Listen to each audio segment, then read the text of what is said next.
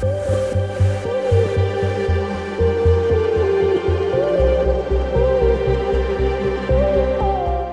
it's Brandon from ThirstGym.com. Today we're talking about the exercise or how to use the ski ergometer, the Concept 2 version in particular. This is a great exercise or machine that you can use for some conditioning, mixed modality, straight up, Metcon work, CrossFit. You'll see these at a lot of facilities, and they're good quality pieces of equipment, and they are different from a cardiovascular or conditioning based perspective because they are full body, and they use quite a bit of upper body emphasis, but they are full body.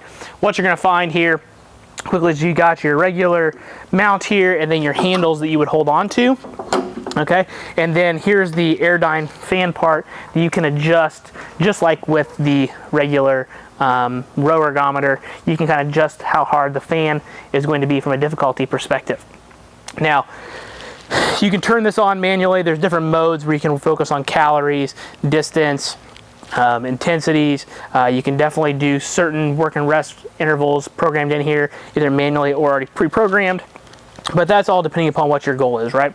But the main thing how to use it is we've got the handles here, and as you can tell, they don't have to be on here. They might be at the top, but usually they're going to be down here. The nice thing about this, just like with a regular row ergometer, is that as you go to actually go, it's chain driven, so it's kind of harder to get going. And then once you get going, you're going to get some intensity from it, okay?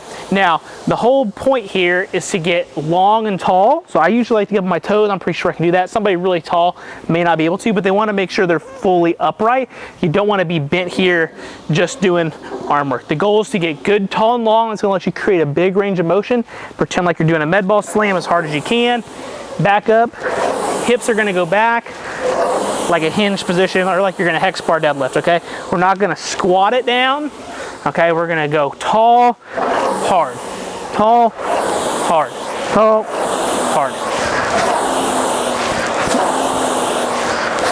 And then obviously you can go faster or slower, how fast you want to try to do that, or you can tell I'm doing it at a pretty relative decent pace, but if I wanted to go faster, I would just go faster, right? Pretty self-explanatory. But the big thing here, the issues that we see are that people are not getting as tall as long as they can.